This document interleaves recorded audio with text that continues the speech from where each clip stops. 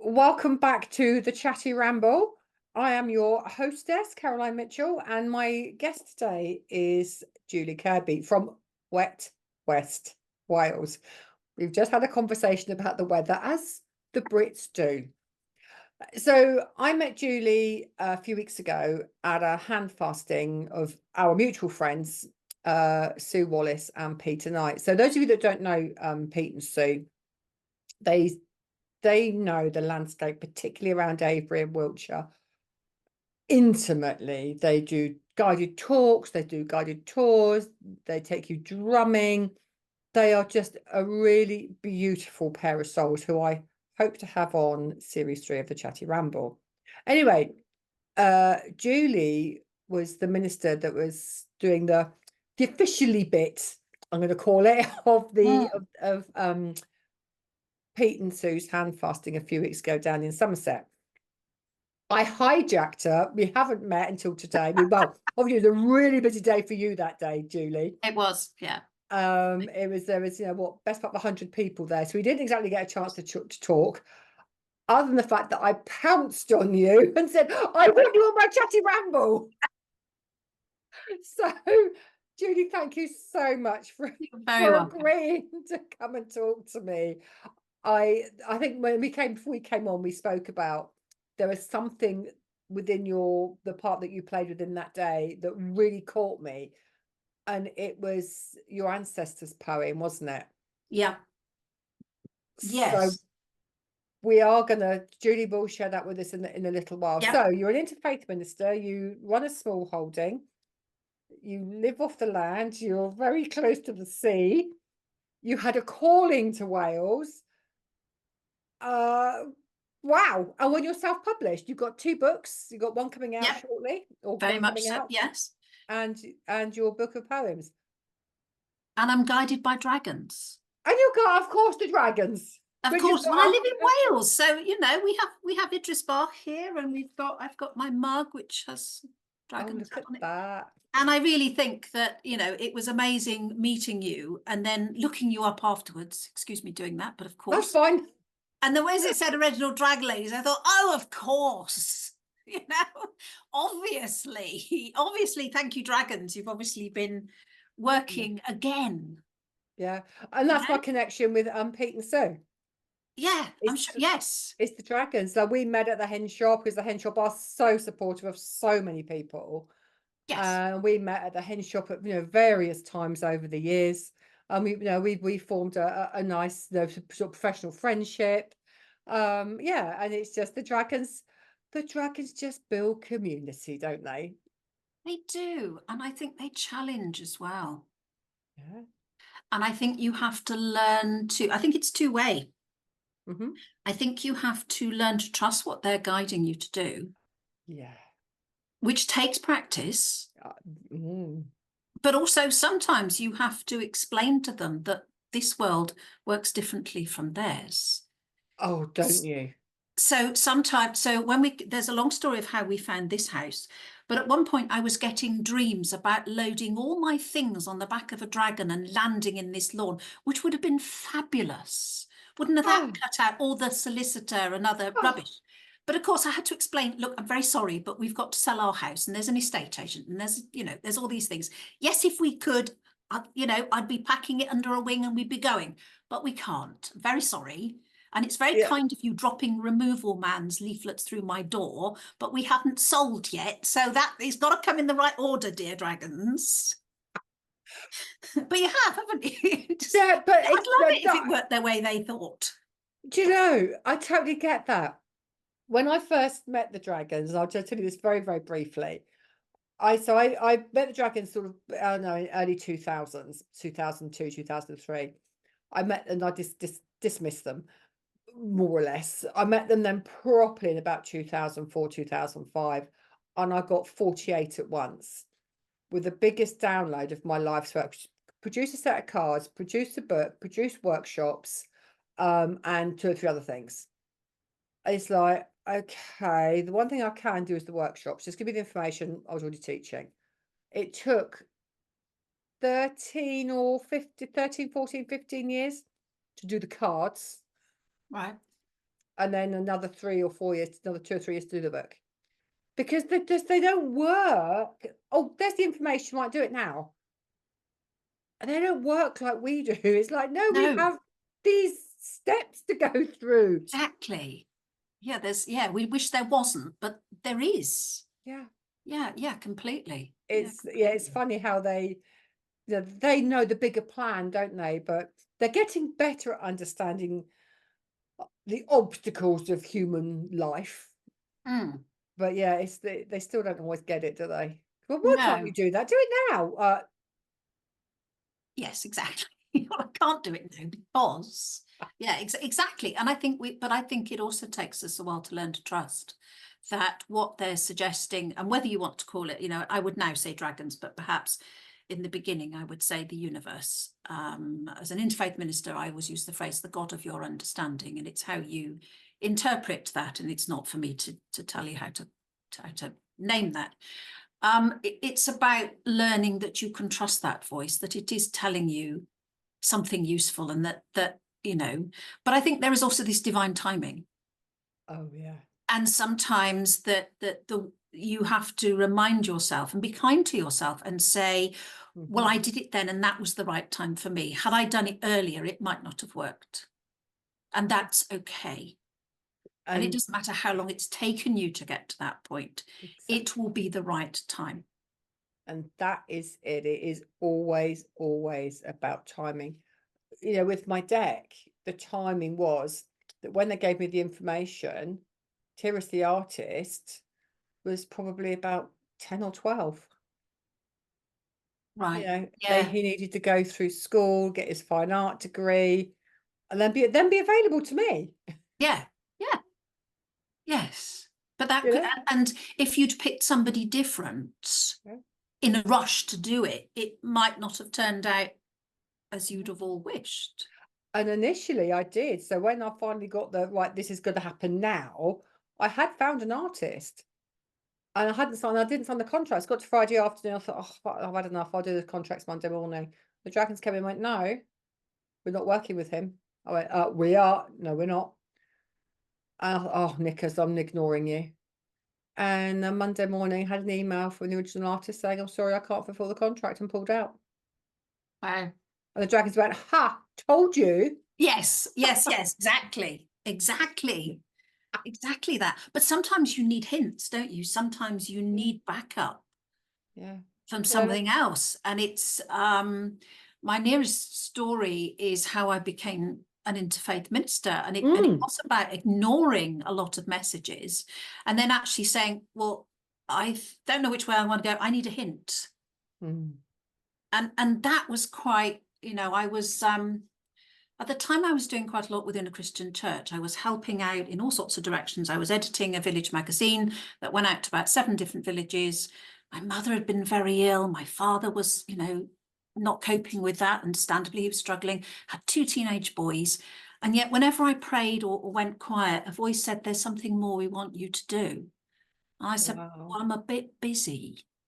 I've got, you can see I'm a bit busy. So I ignored it for a year, partly thinking, you don't mean me, you don't mean me anyway. Which is, that I thought, I'm just a mum, I'm just doing what I'm doing, you don't need me. And in the end, it was so insistent, I said, okay, I'll do whatever you want, whatever, thinking that'll make it go away because I've made it up. And I also said, because I've no idea what it is, somebody else needs to tell me. And I also thought that would make it go away, because who would come and tell me what? Really? No, that's not going to happen. So therefore I sort of countered it by almost challenging it back. By saying, you send me proof of what I think I'm hearing. Within a week, the then vicar came to me and she said, Julie, have you ever thought about ordination? Which I hadn't. That was not, I had no idea what was being meant, but that certainly wasn't it. Yeah. So I thought, what do I do with that? And a friend said, you need a spiritual director. Do I? Okay. So a spiritual director is somebody who would discern any vocation. They would sit with you and allow you to explore who you are and what it is you want to do. And remember, this is all in the Christian church tradition. So I probably spent about a year going, it was about an hour and a half's travel. I probably went every six to 8 weeks, and we sat and we chatted. And after about a year, he said, well, I don't think you're vicar material. I think you're a spiritual director. And that's fine, because I'd already done a bit of work and I was the wrong age and the wrong marital history, frankly. Right. Which is just, yeah, whatever.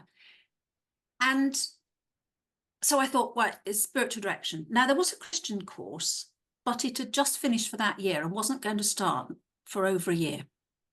But I also started looking at One Spirit. Now, One Spirit are a charitable educational establishment. They've been going for about 25 years, and it's a full minister's course, including spiritual direction.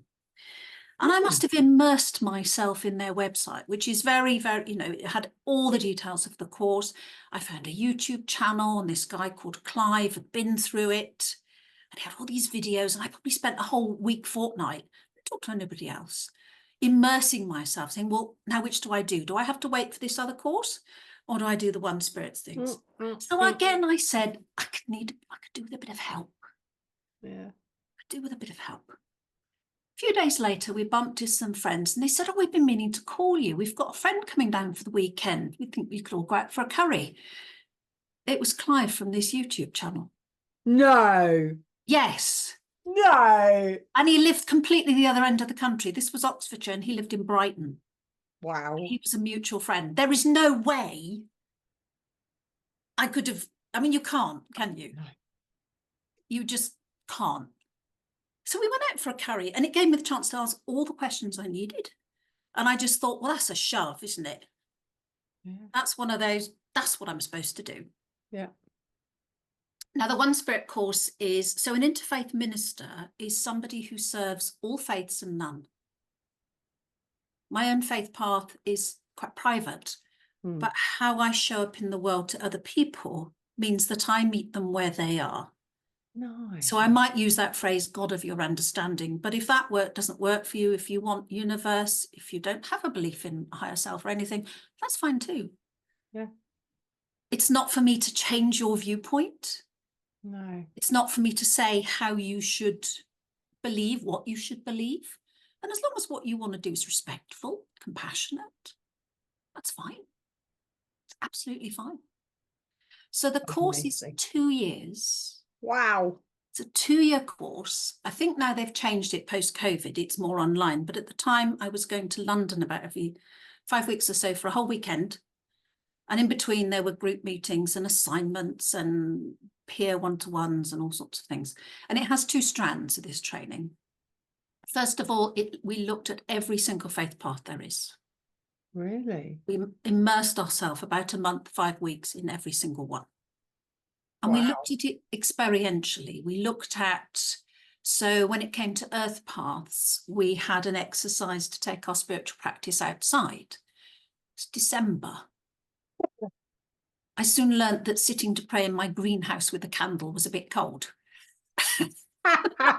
And going out for a walk was a much better idea. And actually a prayer walk is a beautiful thing, or a walk in meditation in nature, beautiful thing.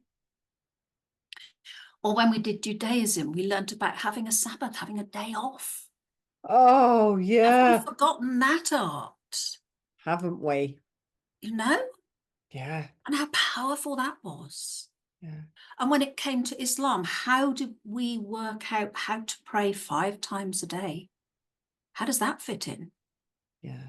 Yeah. Absolutely. And then the second part is the celebrant work. Mm-hmm.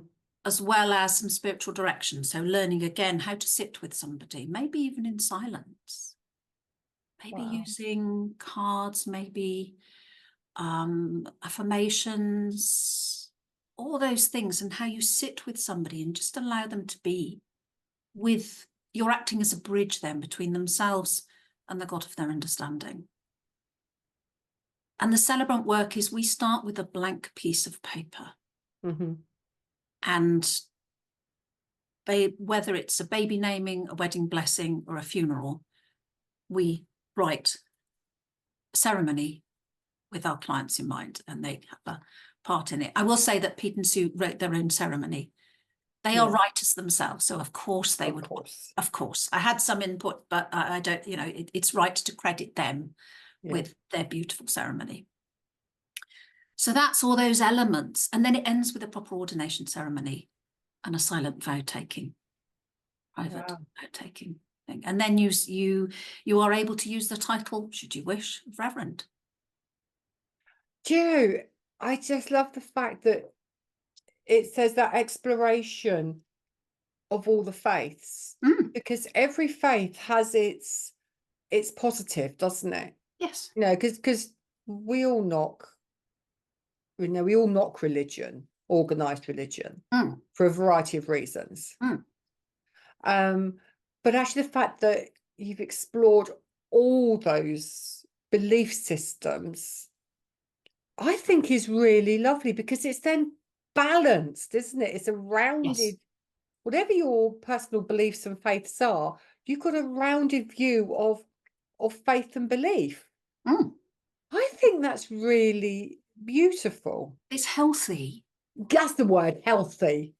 That's healthy. Yes.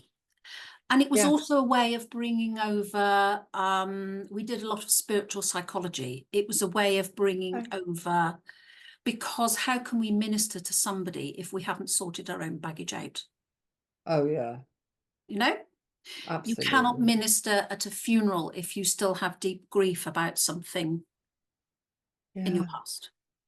You can't approach a wedding ceremony if you're still bitter about a divorce.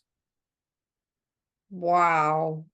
Because that just gives me chills. Because you've not got resolved within your health. How can you help if it's going to trigger something in you? Wow, what a fantastic course. Yes, the hardest thing I've ever done. Did you, what were your biggest challenges with that, do you think? What do you feel with hindsight now? I think it allowed me to peel back layers of who I am. Yeah. And that was one of the big questions, I remember doing an exercise, and all we said to each other was, who are you? And if I said that to you, what would you answer? Who are you? Yeah, exactly. Who am I? Because we're all things to all people with different hats, aren't we? And even beyond that, and actually doing this exercise was quite unnerving, because you'd say, well, I'm Julie. No, who are you? Oh, well, I'm a mother and I'm a, no, who are you? Take away the labels. Who are you? It's really difficult. It's, it's profound, but really difficult. Yeah, I agree. And difficult to find, who are you? Oh, I'm gonna have to sit with that one and do some journaling on that one, I think. Yeah, who are you? Yeah. Because we're not what we appear, are we? We're not, particular colour hair or clothes we wear or whatever. We are something more than that. Yeah. So I think the challenges were unravelling that. I think most weekends tissue boxes were passed round. I'm sure. It was incredibly intense and deep, both in a way of processing emotions, a way in processing past. We all carry childhood baggage, relationship baggage, something somebody said to us that got stuck. Yeah. All those things came out, all those hidden stories for us to heal ourselves as far as we're able, as far as we're able. It's all a work in progress, isn't it? But I think it allowed me to find my voice. Yes. And understand, and actually that's also where the poems really came from. So one of our final assignments was to make a minister's manual, which was to have all our ceremonies in it. It had essays in it on what our spiritual practice was, what spiritual counselling was. And one of the things said they wanted a selection of prayers for all occasions. So I went to my bookcase and I thought, right, it's a collation job. No. I just started writing the poem. The prayers started coming. And within 2 hours, I had 4 pages. And I thought, oh, I'm exhausted now. Where did those come from? And I still don't know. I often don't know where a poem will come from. It just arrives. And I'm learning to trust that voice. Yeah. I'd always written poems, but I think I'd been married 10 years before I showed my husband them, because I hadn't thought, well, they just didn't seem, they almost seemed like a journaling thing, or the sort of thing you just put under a bed, or, you put away in the busyness of life and don't honour and come back to. And that's quite a powerful thing, to honour our creativity. Absolutely. Because there's layers to our creativity, isn't there? Yes. I love it. So I did have a question which is now Mm. gone. Wales. So were you a minister before you moved to Wales, or did that happen while you were in Wales? No, I was living in Oxfordshire at the time, so we did our full training there. Right. Between year 1 and year 2 of the training, we had been thinking about moving. My husband had promised himself, age 7, that he was going to live by the sea. Right. Took him till his mid-50s, but you know, we got there. He could, and he'd always holidayed in this particular area of Wales. And he just promised himself and that he would live by the sea. We hadn't necessarily thought it would be Wales. Cornwall was another idea. Yeah. But we'd been looking around and we'd been trying to think, and we had 2 clues. And the first one I'm going to talk about, we only really understood much later. We'd gone to look round a church. I quite like looking around old churches. I love old Little churches, old details. abbeys. I love them. Yeah. There's one called Naverne, which is right in the north of Pembrokeshire. Okay. It's got, first of all, it's got a yew that's bleeding. It has a coloured sap coming out of it, and he's been doing it for decades. So fascinating. Oh. There are windowsills that have the old Irish Ogham script on them. I know, but the best thing about it, he's got one of these lovely Celtic crosses, a huge stone that's all covered, that's all carved in intricate patterns. Yeah. Me and Tim were stood by that, and we could hear bees. We thought, why can we hear bees? We used to be beekeepers, so we understood what a swarm would sound like. Yeah. But when we stepped away from this cross, we didn't, noise stopped. And we thought, that's a bit odd. And there was nothing in the tree. Bees aren't particularly attracted to yew trees, so they wouldn't Okay. find a swarm of bees in a yew tree, and there were no other trees about. So we didn't really understand. So I was going to park that story for the minute, because it is explained later. Okay. Too subtle a clue. Okay, it was too subtle. Okay. Too subtle for us to go, why are we being shown bees? Why? This doesn't make sense. Why bees? Okay. The following year, we were in St David's Cathedral, and there is a shrine to St David, although it's there is actually a beautiful shrine, and it's supposed to have got like a little casket with perhaps a finger bone, or, you know, so it's got it's a proper little shrine. And I've been praying there, and that particular year, they'd put out a canvas labyrinth in the west door, and labyrinths are, again, one of my favourite things.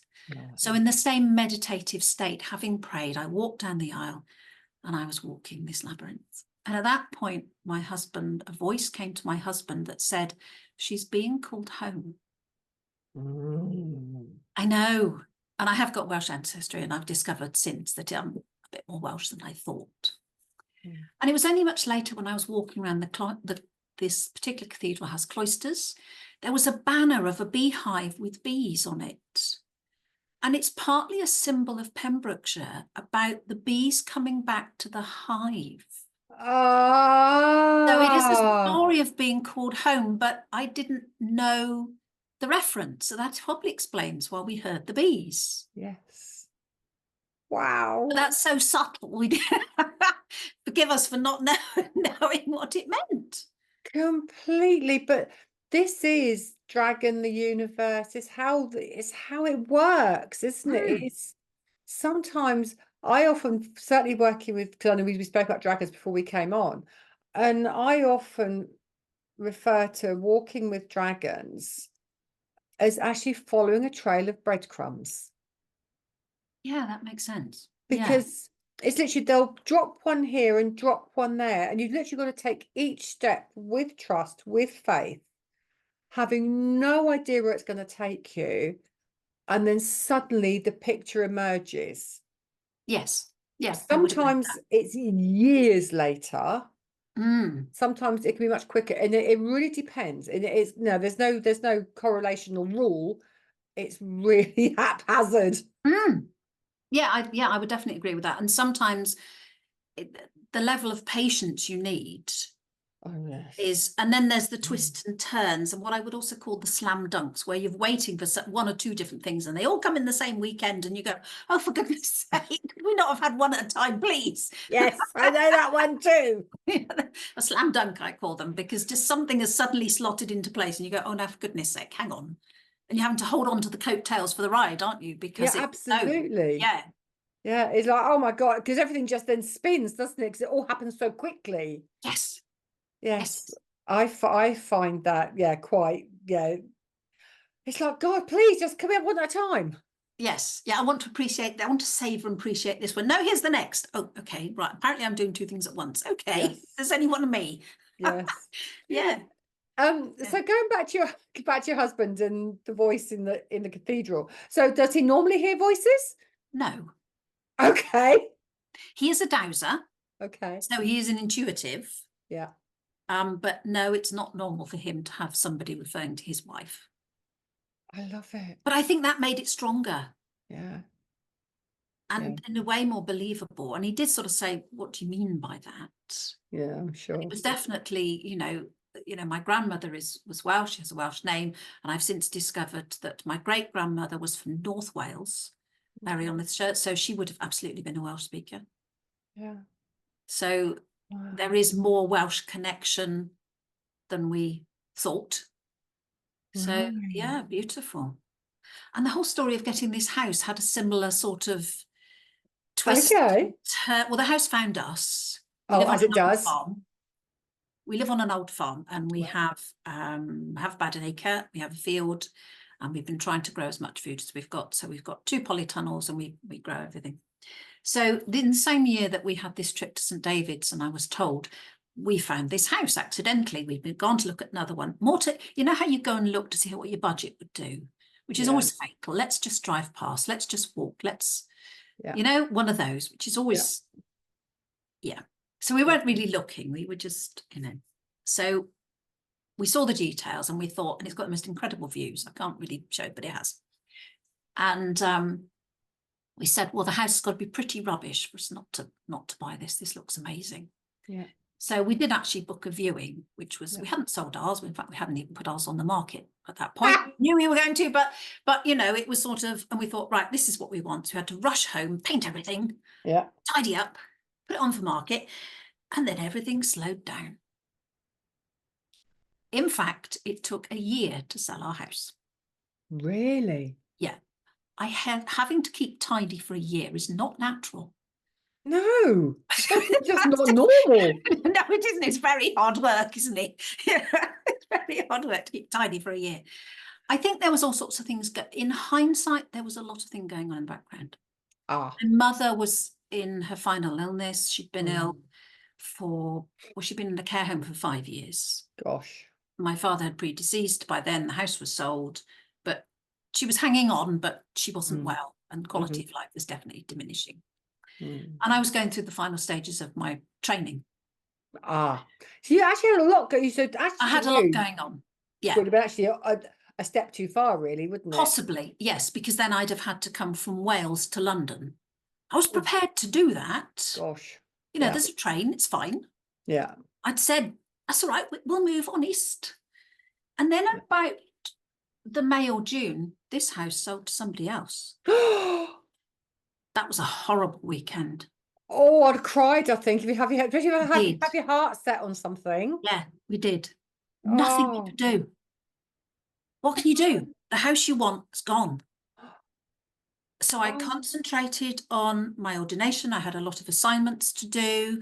We just quietly plodded on with keeping it tidy, 15-minute thing, right? Let's put the, somebody's coming to view. We'll put the dishwasher on again, make sure it smells nice and all the stuff you have to do.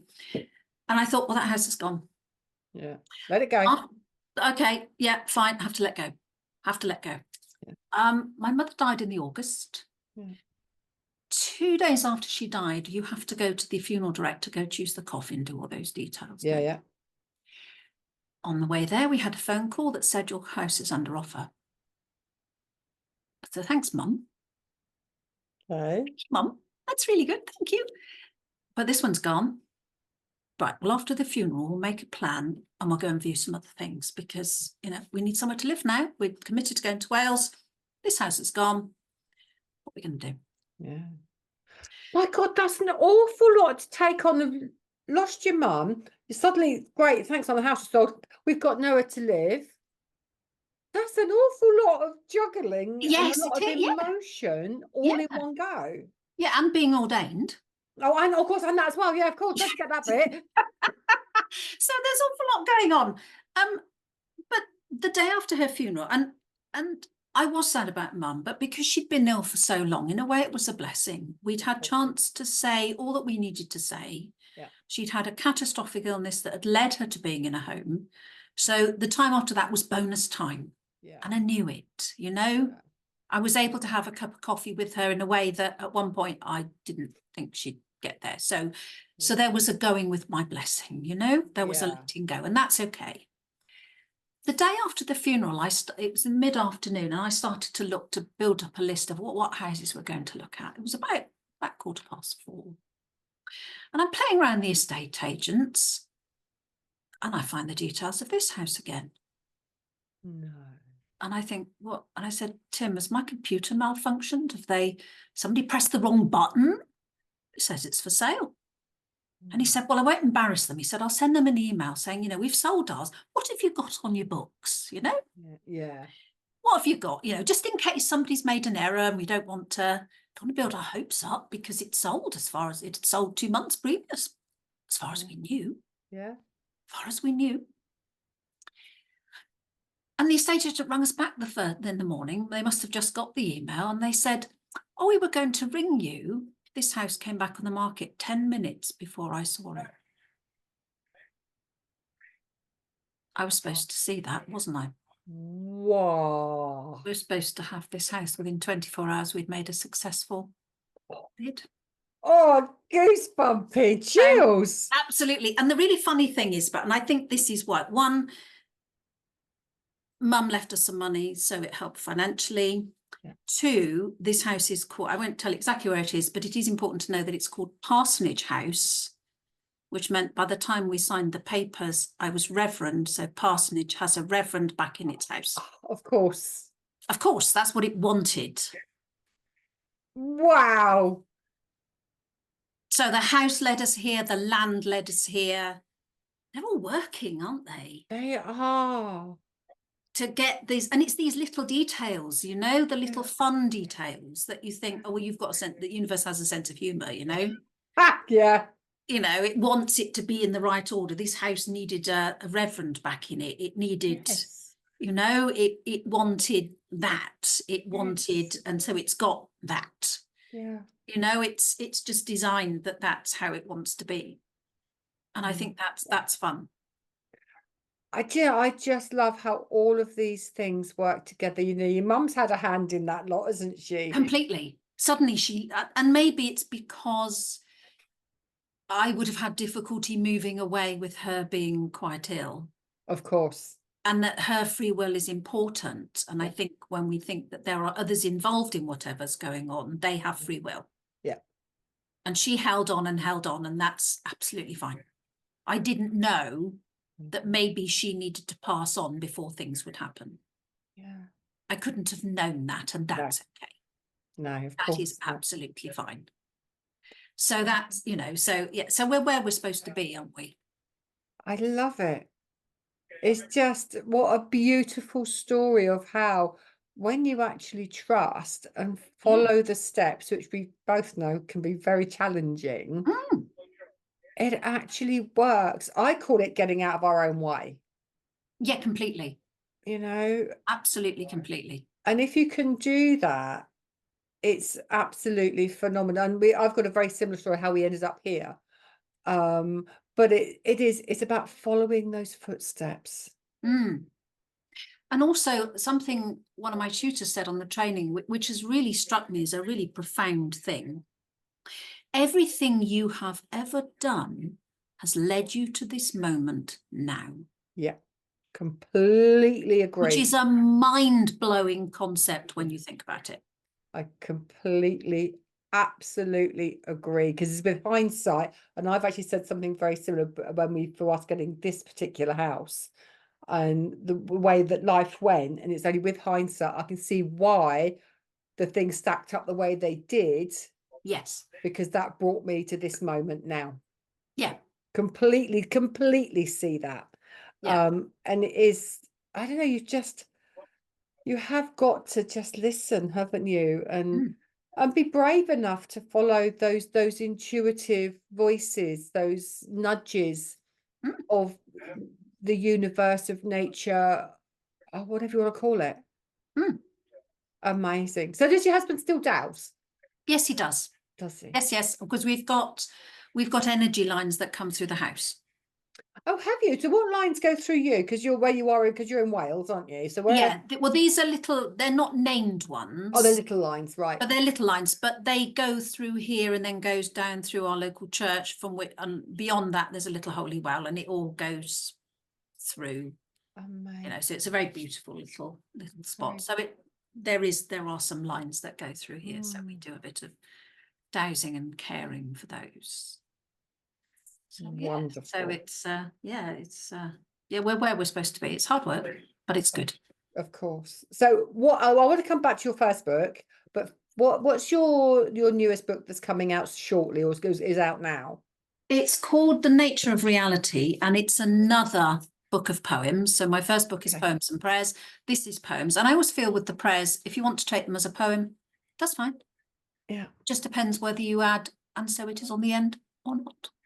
Yeah. And if a poem allows you to think in a prayerful or meditative state, that's fine too. It's all the same kind of thing, isn't it? Absolutely. Just different words. Yeah. Yeah. So and the first one is Living Crumbs. Why living crumbs? Living crumbs are the earth. Oh. The soil. Of course it is. They are living little crumbs, aren't they? Of course it is. Yeah. Of course it's. If you work the land, like I've got a vegetable plot here, and it is just about having crumbly soil, isn't it? Yeah, and all the life and the microorganisms and bacteria and all sorts of things. Yeah. The minerals and nutrients that the plants live. That's your living crumbs. Yeah, of course it is. Yeah. I love it. Yeah. So to finish up, would you like to share the poem that you did at Sue and Pete's handcrafting? Because that's what I went, oh, I need to talk to this lady. I need her on the Chatty Ramble. Oh, well, there we are then.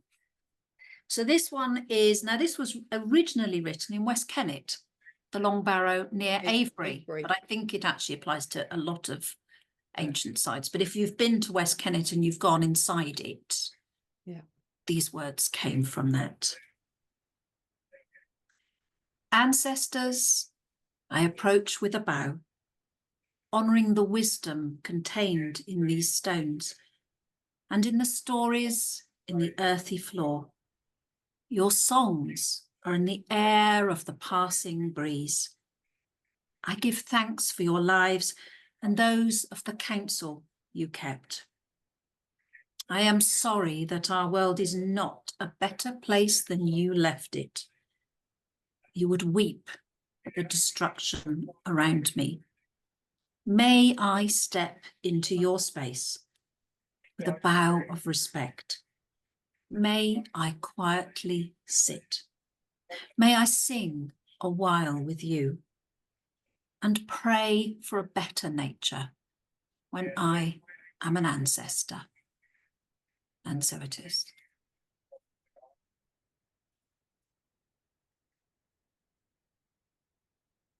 That is just so beautiful. Thank you. And I think there's nothing more to say other than, Julie, thank you so much. You're very for welcome. joining me on the Chatty Ramble.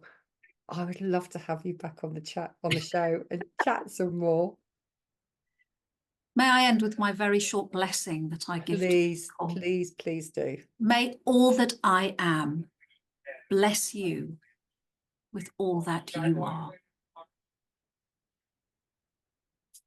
Thank you. Thank you. And on that note, I will see you guys very soon on the next Chatty Ramble.